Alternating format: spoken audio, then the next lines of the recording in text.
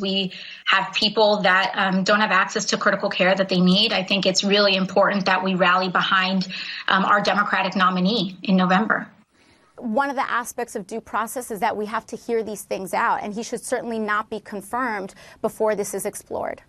So you think that, do you think an anonymous accusation is enough? You know, I think right now, just the stakes are too high when it comes to another 4 years of Trump. My community especially has been so impacted, and it's, you know, for a lot of communities, this is an issue of life and death. When we talk about process and due process and justice, it must center on the victim. I cannot say what should be done and what should not be done, because what we need to make sure is that there is due justice for the victim in this case.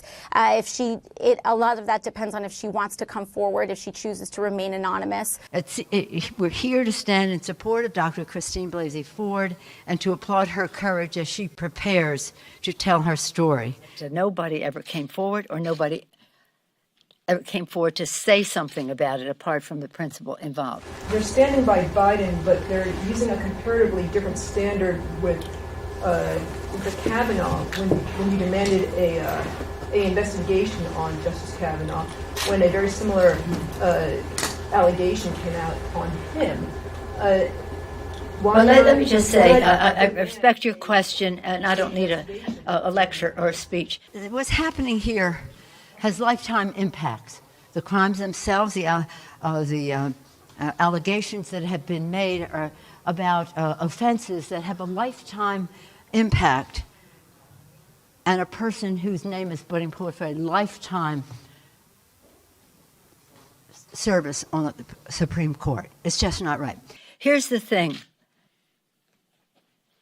I have complete respect for the whole Me Too movement. I have 4 daughters and 1 son. And there's a lot of excitement around the idea that women will be heard and be listened to. There is also due process, and the fact that Joe Biden is Joe Biden. So there are 2 equities to be weighed. One equity is the integrity of the Supreme Court. The other equity to be weighed is the respect that we have for women when they come forward. Neither of those equities is well served by the process the Republican leadership in the Senate has put forth.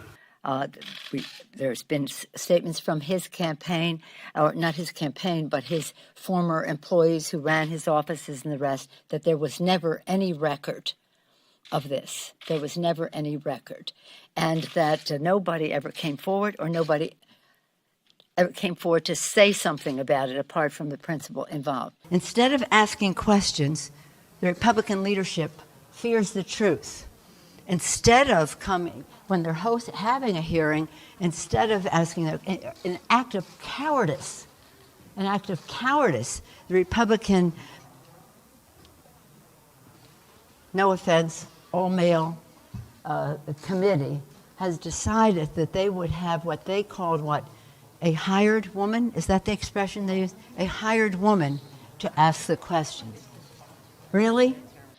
I am so proud. The happiest day for me this week was to support Joe Biden for President of the United States.